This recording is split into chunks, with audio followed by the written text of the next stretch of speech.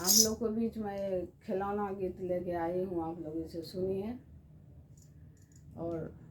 Enjoy करिए। जो भाभी ननद में क्या नोक झोंक हो रहा है, शुरू से होते आ रहा है भाभी ननद में नोक झोंक, तो ये नोक झोंक सुनिए। जो भाभी कह रही है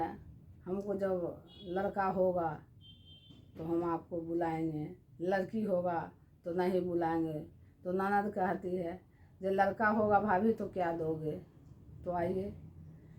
गाना के बोल से सुनिए, जो ननद भाभी का नोक झोंक, बहुत मज़ा आएगा।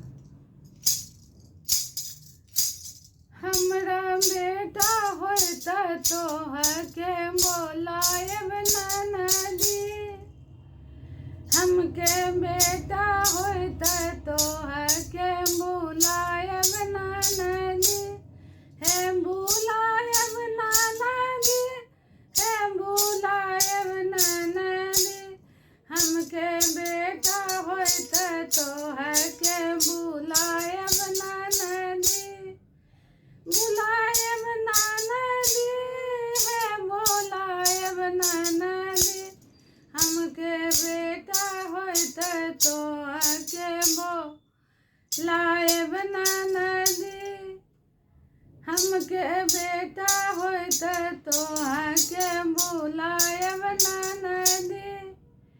पैरों में पायल देबा पायल के झनकार पे नचायब ननदी, हे पायल की झनकार पे नचायब ननदी, हमके बेटा होता तो है के बुलायब ननदी, हमके बेटा होता तो है के बुलायब ननदी, बुलायब ननदी,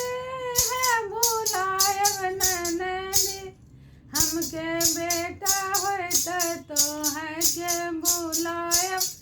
ननदी, गल के नगल सपेन के नचायब ननदी, गल में नगल पहना के नचायब ननदी, हमके बेटा होता तो है के बुलायब ननदी, हमके बेटा होता तो है के बुलायब ननदी, नथनी पहना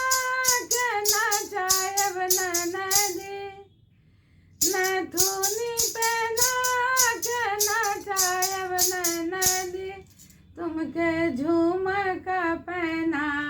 के नचायब ननदी, तुमको झुमका पहना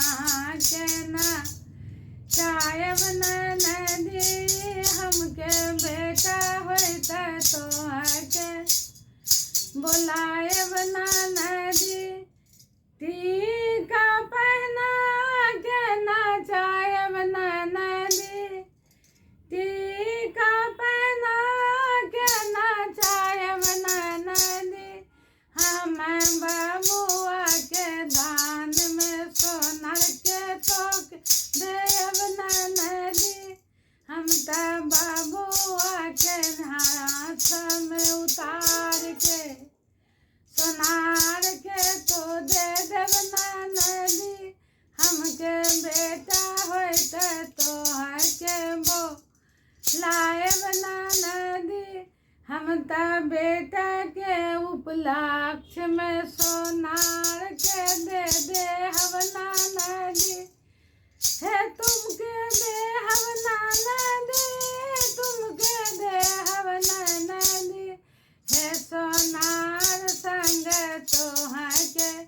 भेजब ननदी, है सोनार के संग तो है के भेजब ननदी, हमके बेटा होता तुमको बुलायब ननदी।